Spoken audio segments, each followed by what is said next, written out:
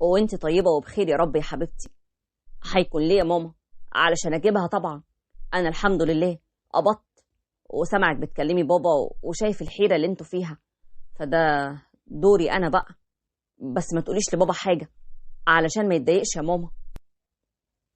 ده الكلام اللي قاله أدهم أخويا لماما لما حس إن ظروف بابا المادية بقت وحشة قوي، وإحنا خلاص داخلين على رمضان. بس يا ترى بقى بابا هيقبل ولا لأ؟ وعلشان نعرف كل الحكاية بينا نحكيها من البداية.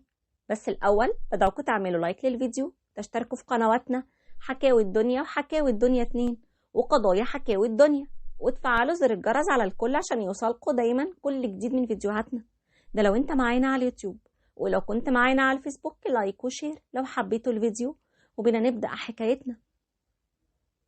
أنا ريم، لسه متخرجة من كلية التجارة، وليا أخ واحد أكبر مني اسمه أدهم، وبابا شغال أعمال حرة. بس للأسف بقى انتم عارفين شغل الأعمال الحرة ده بيبقى يوم فيه شغل وأيام تانية كتيرة لأ. وطبعا ده ما ينفعش خالص في بيت مفتوح، وكمان فيه التزامات كتير. وفي يوم سمعت بابا وماما بيتكلموا، وده اللي حصل ما بينهم. مالك يا حسن؟ مهموم كده ليه؟ الشغل مريح قوي اليومين دول، واحنا خلاص داخلين على رمضان. كل سنة وانت طيبة. هو انت طيب يا اخويا، ربنا يخليك لينا، والبيت دايما مفتوح بحسك. عادي، ما تشيلش هم اي حاجة، ده شهر الكرم والخير كله، ربنا مش هينسانا ابدا. ونعم بالله، والله انت بتهوني عليا كتير بكلامك الجميل ده. ربنا يخليك ليا، ويا رب يهون ويرزق. هيرزقك ورزق واسع كمان ان شاء الله. انت بس تفائل بالخير كده، واعمل كل اللي عليك، وكله في الاخر بتاع ربنا. بصراحة لما سمعت الكلام ده اتضايقت قوي، ومن ساعة ما اتخرجت وانا بدور على شغل علشان اعرف يعني اظبط الدنيا معاهم في البيت شوية. وفي يوم كلمتني نورة صاحبتي، وده اللي حصل ما بيننا. ازيك كريم، عاملة ايه يا حبيبتي؟ الحمد لله كويسة. طمنيني، انتي اخبارك ايه؟ فينك كده يا بنتي مختفية؟ اصلي لسه نازلة شغل تدريب كده في مكتب محاسب كبير. بجد؟ مبروك يا نورة، الف مبروك، بالتوفيق يا رب ان شاء الله. الله يبارك فيك يا ريم. ها، لقيتي شغل ولا لسه؟ لسه والله، اديني بدور اهو، وبنزل اعمل انترفيو، بس لسه محدش رد عليا. طيب بصي، هما طالبين عندنا في المكتب بنات للتدريب برضو. ها، ايه رأيك تنزلي معايا؟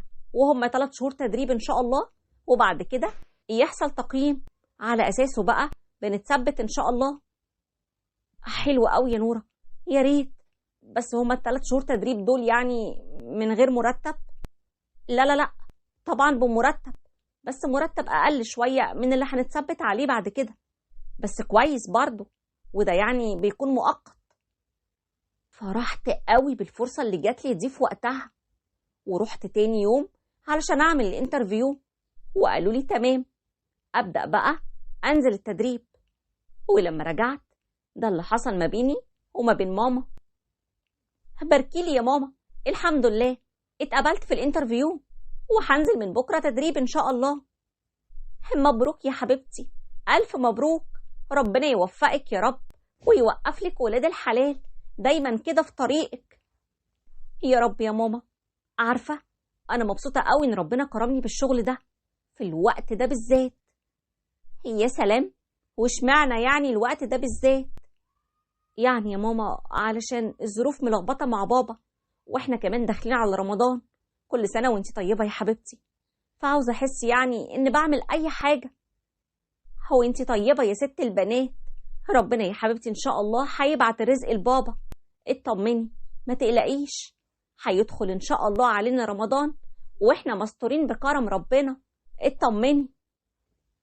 هي ماما دايما كده بصراحة، على طول مهونة الدنيا علينا، ودايما عندها يقين في ربنا انه مش هيخذلنا ابدا. والحمد لله، على الرغم من ضيق الحال، لكن احنا أسرة مبسوطة راضية. ايوه، راضيين بكل الأحوال.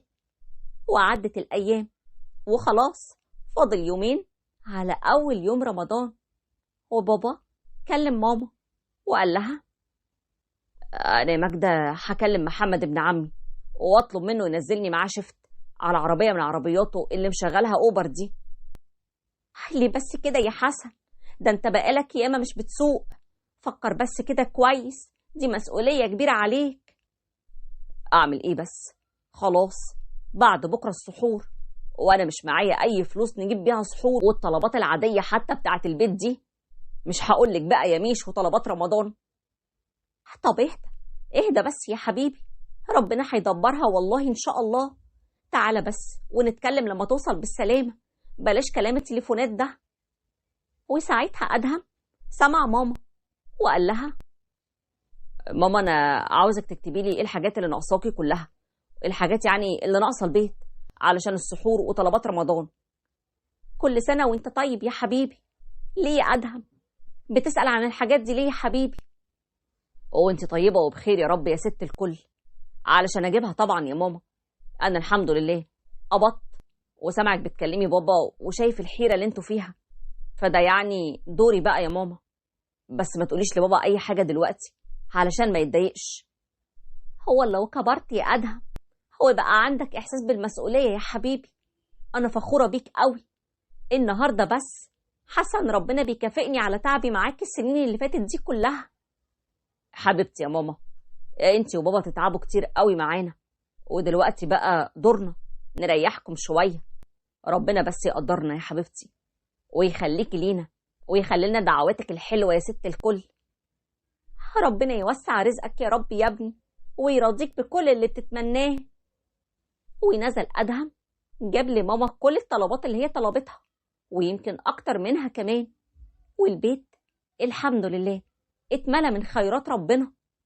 ولما بابا بقى رجع البيت لقى الحاجات دي كلها موجودة، وده اللي حصل ما بينه وما بين ماما.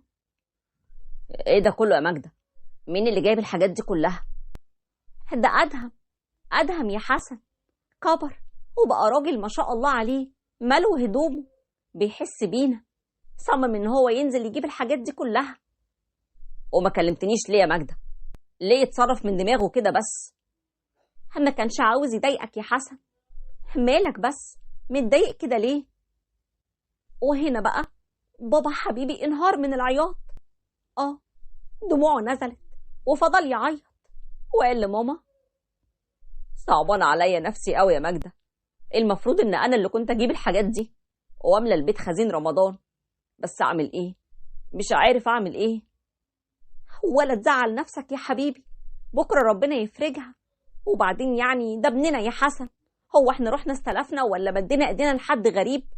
روق كده واحمد ربنا على النعم اللي عندنا، ولادنا حاسين بينا وصابرين معانا على الحلوة وعلى المرة، ولا بيتنططوا علينا زي اللي بنسمع عنهم دول. الحمد لله.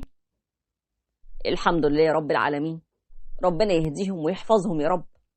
على قد ما انا زعلان من اللي انا فيه، على قد ما انا فرحان قوي بأدهم، فرحان ان ابني راجل بيتحمل مسؤولية وبيحس بيا. يا رب يا حبيبي دايما فرحان بيهم. الحمد لله، ربنا يحميه. وكل سنة وانت طيب يا راجل يا طيب، رمضان كريم.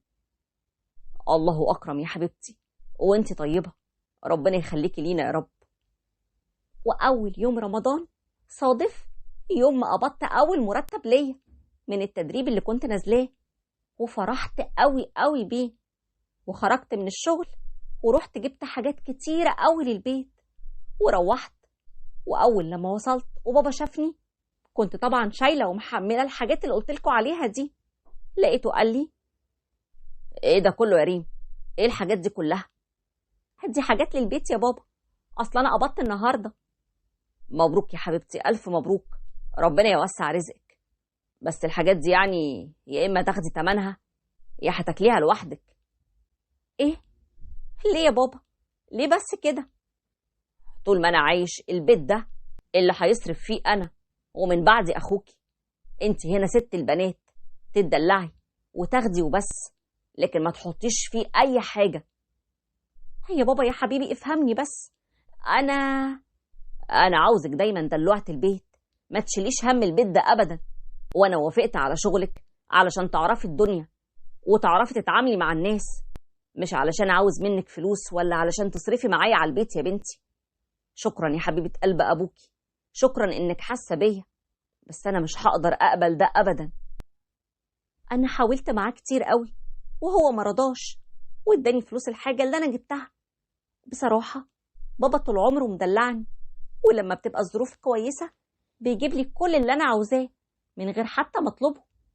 حتى لما اشتغلت والظروف بقت وحشة معاه صمم برضه يديني مصروف زي ما كنت باخد أيام الكلية. ولما دخل بقى أوضته، ده اللي تم وحصل ما بينه وما بين ماما. سمعتك انت وريم، أنا فرحانة بولادنا قوي يا حسن. حقك طبعا تفرحي يا حبيبتي، دول شقى عمرنا كله فيهم، والحمد لله ادي تعبنا اهو معاهم، بنشوفه دلوقتي في تصرفاتهم. طول عمرنا يا ماجدة بنزرع فيهم حب وحنية، فطبيعي يعني تكون دي نتيجة زراعتنا، ووقت الحصاد نلاقي خوف علينا وإحساس بينا. الحمد لله يا رب العالمين. الحمد لله يا حبيبي، ربنا يحميهم يا رب ويخليك لينا أمين، ويعود علينا رمضان بالخير دايما وإحنا في أحسن حال. الحمد لله الدنيا في الشغل مع بابا ظبطت، وكل يوم والتاني راجع البيت ومحمل أكياس كتير كلها طلبات للبيت. بيعمل كده وهو فرحان جدا. وفي يوم قال لماما: بقولك ايه يا ماجدة، اعملي حسابك بقى النهاردة على الفطار في أكل فردين زيادة، وحاولي تخلصي الأكل بدري، يعني قبل المغرب بساعة كده ولا حاجة. ليه؟ هو أنت عازم حد يا حسن؟ لا، أنا قلت للحارس إن أنا هنزله النهاردة فطاره ليه هو ومراته. هو ماله يا حبيبي، من عينيا، ربنا يديك ويزيدك وتسبق بالخير دايما. هو عدى رمضان وفي العيد اداني بابا العيدية اللي متعودة منه عليها وأكتر كمان، وقال لي: تعيشي وتدلعي في عز أبوكي، ودايما انت اللي تاخدي مني يا حبيبتي. ساعات يا جماعة الظروف بتخلينا نحس إن الدنيا ضلمت في وشنا، بس طول ما احنا عندنا ثقة في الله هيجعل لنا مخرج ويرزقنا باللي احنا طلبناه وزيادة كمان. بس ما ننساش أبدا لما ربنا يدينا نطلع احنا كمان من الخير ده للي محتاج، واعرفوا دايما احنا بناخد علشان ندي. ودي كانت قصتنا النهاردة، واشوفكم ان شاء الله في قصة جديدة. ولو وصلنا لحد النهاية ما تنسوش تدعموني باللايك